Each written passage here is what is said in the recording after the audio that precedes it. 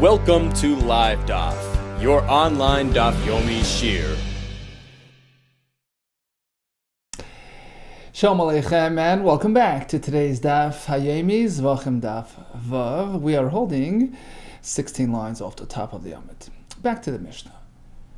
The carbon was brought Shaloi Lishma. Okay, you had another carbon in mind. The Mishnah says that the carbon is actually still kosher, however, V'loi olu labalim l'shem chayva, which means the owner still has to bring another one to make up for this one, which was incomplete. So it was kosher, but it doesn't count for its owner. Iboilu asks the Gemara a question: Kipru al mashaba'u olay kipru. So the first one that was technically kosher, was it mechaper on the purpose in which it was brought for? Did it achieve its objective? Did it atone for whatever sin, whether it's an oila which is meant to cover for a mitzvah aseh that was violated, etc., etc. So what happens in the meantime? Rashi explains, sure, he has to bring another one, but in the meantime, did it achieve temporary atonement? Rashi says nafkamina is, the point will be to protect him. In the meantime, protect him from any hardships due to his sin. So does it provide a temporary reprieve? Kipru al mashabo, is it machaper on the avera, which was the purpose of the carbon? Or like kipru, or perhaps no, it doesn't even do that. It's kosher. You proceed, you process it as a regular carbon, but it doesn't really accomplish anything for its owner. That was the question. Amar Rav Sheishes, Brei Ravidi, Mistavra. It seems to me, the like Kipru, that in fact the initial carbon doesn't really accomplish kapara, because otherwise, why bring another one? Because if you'll argue and say that the first carbon is mechaper, sheni lama hubas, why bring another one? You've already accomplished your objective. Well, says the Gemara, Vela my like Kipru. So on the other hand, you're saying that it doesn't achieve kapara. The question now is reversed. So why bother even bringing it? Basically, it's not going to be kosher, right? Lamu karev. Amar Rav Ashi. So Rav Ashi explains what Rav Sheishes, or some say it was Rav Shishi B'Ravidi, what he had in mind. So basically now it's a question on him. He's assuming there's no kapara, otherwise what's the purpose? What on the flip side, if there's no kapara, why bring it? So how could he say there was no kapara? The fact is you're bringing it. Rav Ashi, let me explain to you what he had in mind. Rav Shisha Bid Ravidi, he meant to ask like this: as per your question, is there a kapara from the first or not? On the one hand, if you say that it's not going to really achieve kapara, I can still explain why you'll bring it. Because although it's shalai l'shma, you're doing it shalai l'shma, which is not really proper, but mikoyach l'shma ka'as, you still have to bring it to the end of the process. You have to culminate that process which you had begun with this carbon. Initially, it was a proper carbon, right? It was designated for a proper hakra, for lishma, right? We brought with a proper intention. So since you started that process, you have to complete the process. Although now it sort of took a turn. It became shalai l'shmai, but mikayach l'shmai ka'as, it still is powered by the initial kedusha when it was meant for l'shmai. V'shein olam huba. And as per why you bring another one, l'chaper, to achieve kapara. So although you brought the first one, you still have to bring another one for kapara. Eli amas kipru. However, if you'll tell me that the initial carbon achieves kapara, that triggers a question, a legitimate question. Sheni, lam huba, why bother bringing another one? Okay, so in conclusion, a carbon shalai l'shma is kosher, but apparently it's not mechaper, which even a temporary kapara doesn't do, because otherwise, if it is considered a proper kapara generating a carbon, then why bring another one?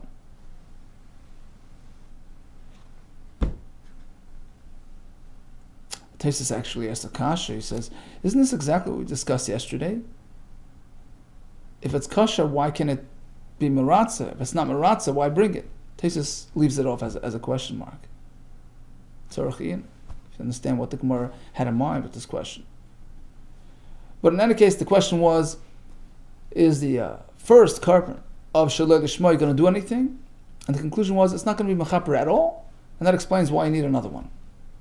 Now, here comes a new question. A general question.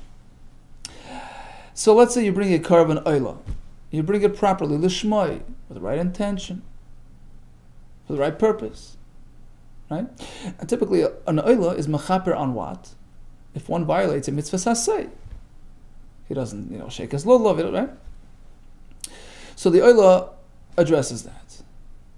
Now, at what point? Meaning, suppose he sinned after having set aside the carbon oila. So if something happened between then and the actual hakrava, can this oila still cover for that? Or is it just limited to things that transpired before hafrasha, before the animal was separated, was designated for a carbon? Here comes a new question. Upon an asay, regarding a mitzvah asay that was violated, that occurred after the carbon was set aside as an oila, mechapra, can it address that? Oila mechapra, or perhaps not? Miyar shall we say? We'll compare it to a carbon chatas, which certainly only addresses episodes prior to hafrasha. Mi did hava chatas, ma chatas, just like a carbon chatas. The koidem hafrasha. It only addresses sins that occurred before hafrasha. L'ach hafrasha, loy benat. On those that occurred after hafrasha, afhachinami, here is all by the oila. Perhaps it's limited, the koidem, only to episodes that occurred before hafrasha. Only that, yes. L'ach hafrasha, but after the hafrasha, it's too late. Loy. Oidim, what you can say? No. Don't compare it to a chatas. Loy dami l'chatas. Why?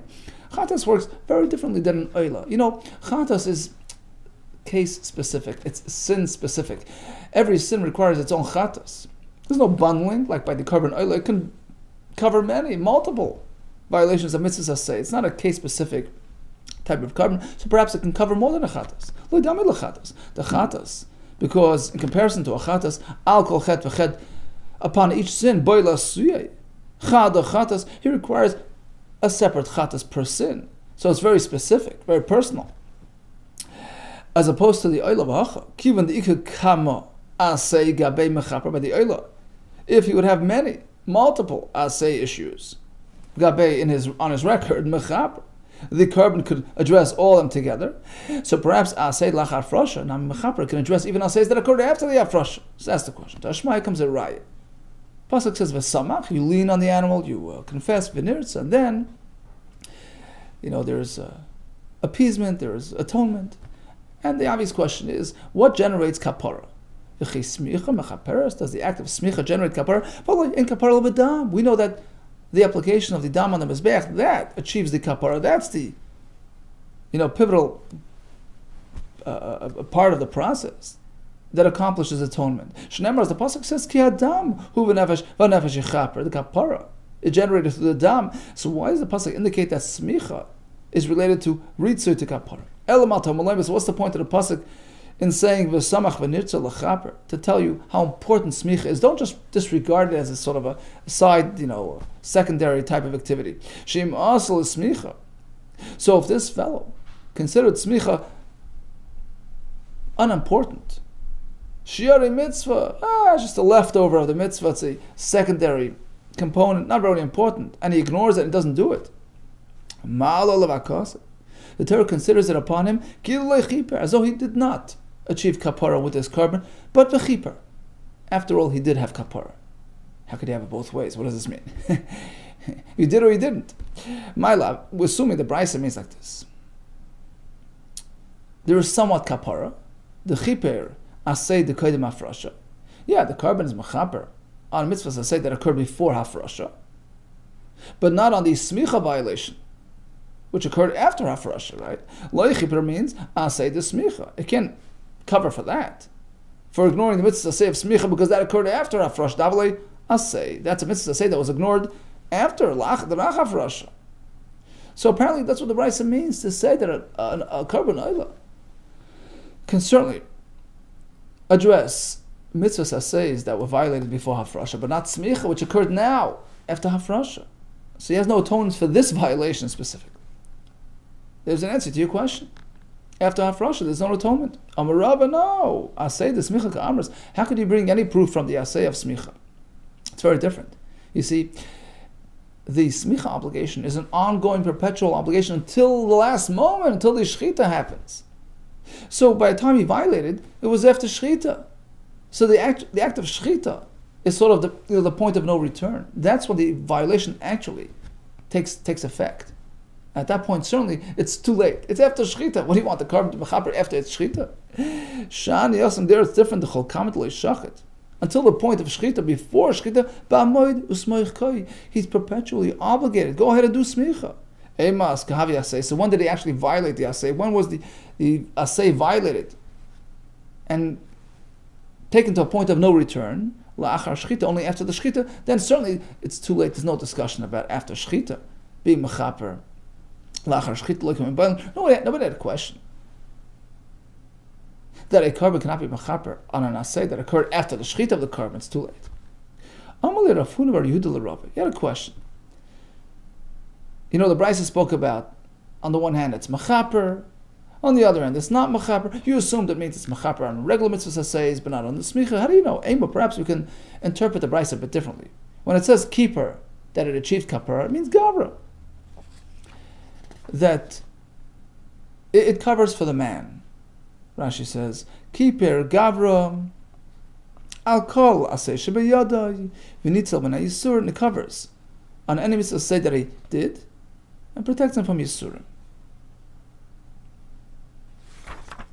Like Kiper, when the Brisa says it doesn't achieve kapara, it just means to say it wasn't, a full kapara, it wasn't a proper kapara, it wasn't really a generator of full goodwill by Hashem Yisborach. Like Kiper Kamishmaya, with reference to heaven, to Hashem. So how do you know that the Brisa means to say, well, it's mechaper on some mitzvahs assays, not on the others? Maybe it's mechaper on all mitzvahs assays, but it means to say that it wasn't 100% kapara. Don't we find a similar, phrase elsewhere where this is exactly what it means? It achieved a personal kapara, but not a heavenly, full-fledged kapara. This is a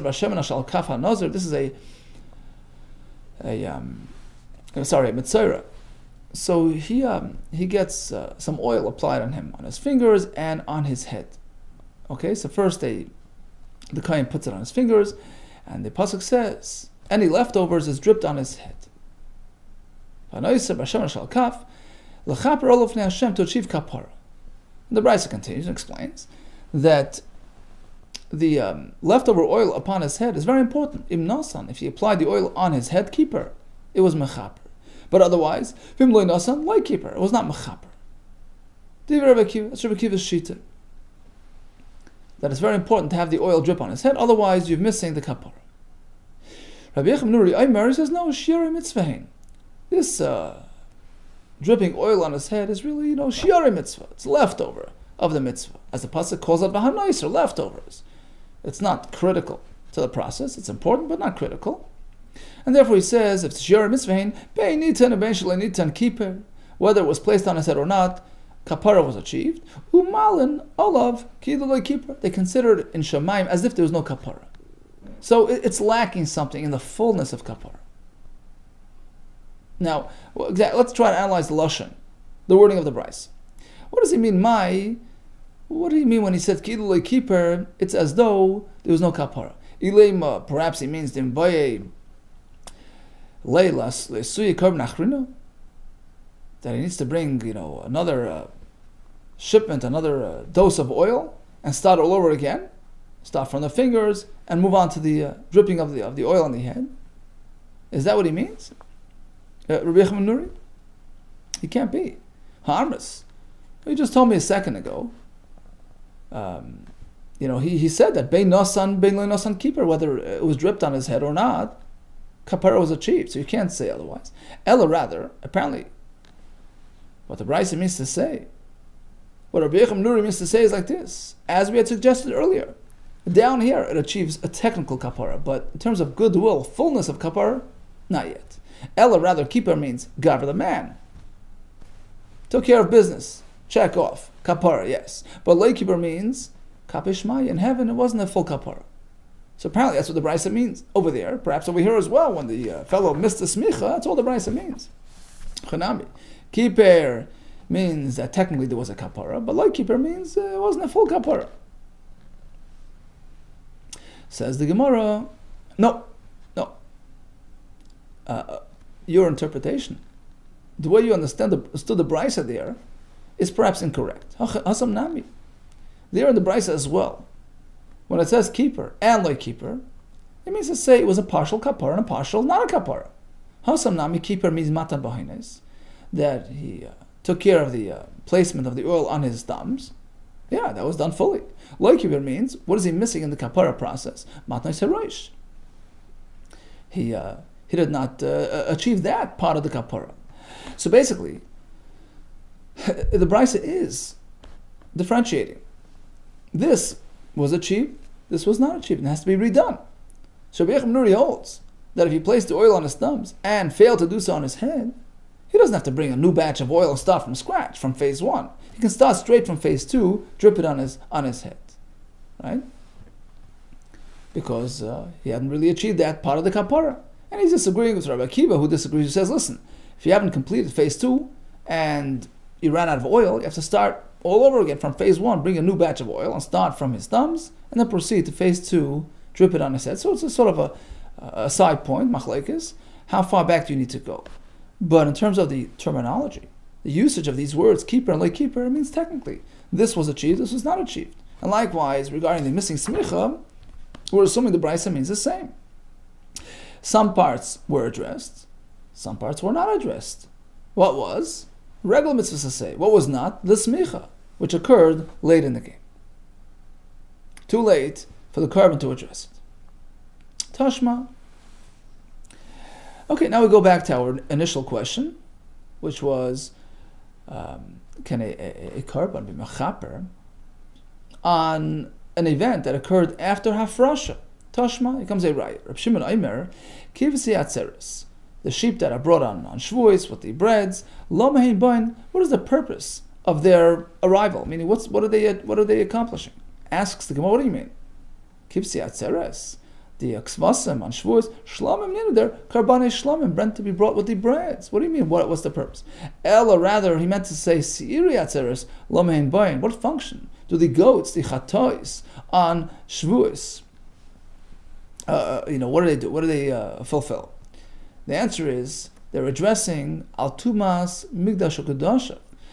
If one enters the Beis Hamikdash not realizing that he's tamei, and as Rashi brings from the Gemara in Shavuos, we're speaking that he never discovered his mistake, never knew before that he was tamei, never realized afterwards. So we have special karbanos to address those iniquities amongst Klal Yisrael. The two goats of Atzeres, that's their function, that's their purpose. Al tumas migdash ukadasha. Whether he was uncareful regarding the Beis Hamikdash or eating karbanes in a state of impurity. Now the question is like this. Rav Shimon continues and he asks, why bring two? Isn't that a redundancy? Why bring two karbanes for the same purpose? I mean, he says nizrak dam shel rishon. Once you do the zrika of the first one, so you've cleared the slate, you've cleared the record. L'sheni lama karev. What's the point of the second carbon? What is it addressing? There's no avera left. Al tuma sha'ira ben zelazeh. Answer is, if a tuma occurred between the two karbanes, between the first and the second one. Emar ma'ata. What do we see from here? That ru'ino yisrael la'akrav karban asem b'chalei zol shah. That truthfully, Klal Yisrael should bring karbanes every moment to address any possible deviation. But the Torah has some rachmanas on us. El shechisech hakasav. The Torah spared our money. You don't have to go to that extent, but two you'd have to bring. Asks the Gemara. Here we have a prime example. The aseid lachar frash of chamechaper, of a carbon being mechaper on an avera that occurred after hafrasha. That's what we just said. We have two goats. You shech the first one, you do the zrika. The second one is still standing, and the point is to address anything that may have occurred between moment A, the zrika of the first carbon, and the shechita of the second carbon. So this is certainly after the second carbon was designated. Hafrasha took place yesterday already, right? So here we have a case of a carbon addressing things that occurred after Hafrasha. Achieves kapara. Answers the Gemara, no. No, not so quick. Truthfully, if goat A and B were designated at the same moment, before Yom Tov, hachinami, then that would prove your point. Apparently, goat B is addressing stuff that occurred after Hafrasha. However, we're speaking that in fact, goat A was set aside on Sunday, goat B on Monday, now it's Tuesday. So goat B will address things that occurred between Sunday and Monday prior to its own Hafrasha. But certainly it could only address things that occurred before Hafrasha, not afterwards. And that's the scenario that we're dealing with, that we're speaking about regarding the two goats on Shavuos. So only then do we need both of them, when there was a time gap between both Hafrashas. Asks the Gemara, do you mean to say that the double goat requirement only pertains to where they do the Hafrasha incrementally? V'leiku. Shall we go ahead and say, V'leim and say, V'leim the Quran establish and interpret that the pasuk's requirement, the pasuk is only speaking when it was done one after the other. Only then is there any purpose for the second goat. Hard to understand, hard to assume, right? Rashi says the Torah requires every year. It's a standard, requirement to bring a double goat. Right? You're going to tell me it's only speaking when it was done separately, otherwise no purpose. Amrav Papa says, Gemara, you're right. We don't have to say they were hufrash separately, and still you'll have no proof to your argument. Why? Karbanes tzibur ka'amris. You presented an example of public karbanes, right? The sirei atzeres. Karbanes tzibur run on an entirely different track. Shani karbanes tzibur are very different than your private offering. The leiv bezdin kamas naleim. The bezdin, the highest authority in Klal Yisrael, has their mind on those karbanes. And Rashi explains, it's an unspoken condition that when we have two goats, such as in this case, even if technically the Hafrasha took place simultaneously, the Bezdin sort of conditions and says, look, that the second goat's Hafrasha will not be implemented, will not take effect, will not be activated until the last moment, until a second before they actually are makar of that carbon. Okay, so now you have plenty of time to work with. All that time between the first carbon's Hafrasha and the second Hafrasha can take days. So although it would appear that they were hufresh at the same moment, but Leiv Bezdin overrides that. And it's a pending Hafrasha, which only gets activated at the very last moment. So goat B, his Hafrasha took place way later than goat A. And the purpose will be to have the second goat address Tumah that occurred between his own Hafrasha of now and the previous goat's Hafrasha of days ago. Kid Rav Shmuel, this concept of Lev Bezdin dictating the rules is consistent with Dam Rav Shmuel, Karbanas Tzibur, public Karbanas Sakan, Meshchasn, Mashehain. The knife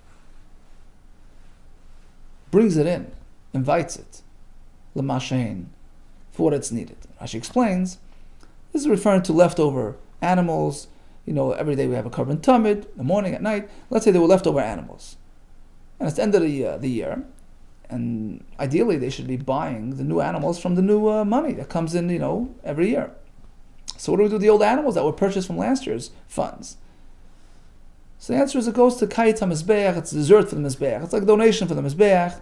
So even though it was meant for a tamid, it doesn't matter. Because Leiv Bezdin conditions, look, any leftovers will not be diverted to Kayit HaMizbeach to be used as donation on the Mizbeach. So as soon as the Kayin walks over and does the Shechita, it automatically reverts to that status because it's built into the program as per Leiv Bezdin Mas Naleim. It's now designated for a new type of carbon. Likewise, in our case, with the two goats. Amalei Rav Yosef Beit Rav Shmuel, he turned to Rav Papa. This explanation is coming to explain Rav Shimon, right? Umislei Rav Shimon. Does Rav Shimon then hold of this idea of Leiv Bezdin Mas Naleim? We seem that we seem to see elsewhere, he doesn't hold to this concept. So he quotes Rabbi Yitzchak, Amar Rabbi Yechanan, Timid and Shelo Yitzchak L'Tzibur. So we're leftover animals that were meant for Karbanis Tzibur. And now it's the new year. What do? L'Rab Shimon, ein niftin Timid. According to Rab Shimon, you can't just take the unblemished animal, convert it into money, and buy with it a new animal. You can't do that. Unless it has a mum, unless it has a blemish. However, L'Rab Chachamim disagree, niftin Timid. They say you could be paid, you can redeem it even if it's still unblemished. Why? Even though typically we don't do that to a carbon that's unblemished. The answer is leiv bezin masna leim. The initial thinking, the initial conditioning was, if it's not going to be needed for this year's supply, then the kedusha to begin with is merely a value-oriented kedusha, a value-based kedusha, a limited monetary kedusha which allows for redemption. That's a chachamim shita. Rav Shimon disagrees. So you can't use this concept of leiv bezin masna leim to explain Rav Shimon's shita. So back to the point that Rav Shimon is speaking about the two karbanis, kivsi atzeres, the siri atzeres, addressing tumas migdash u'kedosh, various transgressions. And if we discount the leiv bezin masna leim concept, which allowed for this delay hafrasha for goat B, so we're back to square one. Both goats were designated hufresh at the same moment, and apparently the second goat is going to address issues that occurred after the first goat was hukrav, prior to its own akrava, which means that it can address things after its own afrasha. Void. Furthermore, we're going to prove that an animal, a carbon, apparently is mechaper on events that occurred even after its afrasha. He asked the question of Rabbi Zera. Sierra etzeres, back to the two goats on Shavuos, shekibol dam mishnei kaises, so he shechted them. And he did Kabbalah. He shechted them at the same time, did Kabbalah of the blood into containers, one per goat. V'nizak dam shel harishon, and then they did the zrika on the dam of the blood of the first container. So that addresses any tumas migdash or kedosh of transgressions. So what's the purpose of the second one? Sheni lama huba. What's the purpose of doing it to the second one now? There wasn't even a moment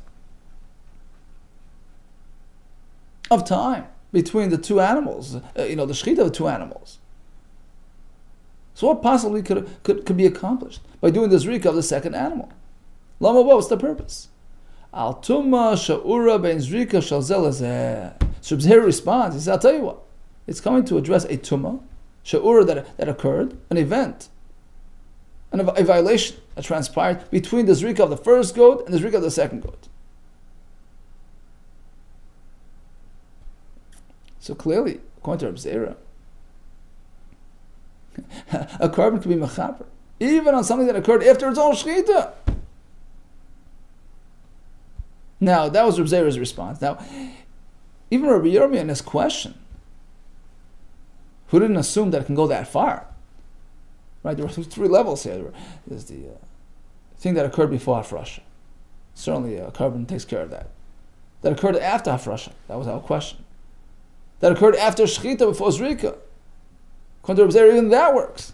Now, Rabbi Yirmiyah wasn't really sure about that. Rabbi Yirmiyah's question was limited. He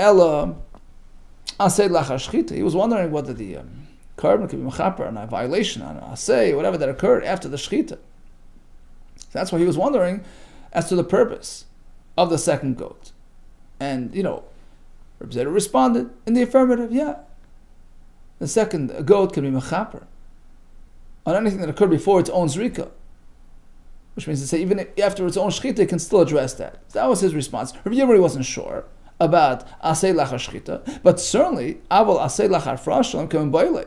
He certainly had no question as to the ability of the carbon to address things that occurred after hafrasha. He had no question about that. It seems like it was simple to him.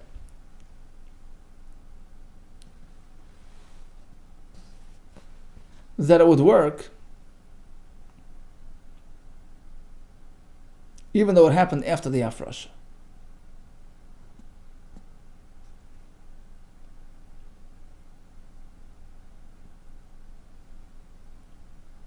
right? Because he went back to Reb Shimon, who explained, why do we need 2 karbanos for the same purpose? The answer is, for a tumah that occurred between one and the other. Right? So he figured it means between the shchita of the first one to the shchita of the second one. Which means that the second can be mechaper on things that occurred before its own shchita, even though it's after its hafrasha. That was a given. His question now was built on that. But what happens if the shchita of both chatois occurred simultaneously? Now, what's the purpose of the second one? On that, Reb Zera says, okay, even so, the second goat can be mechaper on things that occurred after its shchita, before its zrika. So even after its shchita, it can work and be mechaper. Reb Zera wasn't positive about that. That's why he asked the question. But apparently, it was clear to him that it could be mechaper on things that occurred before its shchita, even though it's after its hafrasha. Doesn't that clarify our question? It says the Gemara, Dilmim tim tzalei makama. Dilmim tim tzalei makama. Perhaps it wasn't. Rabbi Yirmiyah wasn't positive about that. Perhaps he had both questions. Yeah, a carbon could be mechaper on events that occurred before hafrasha. That's a given. First question would be, what happens after hafrasha?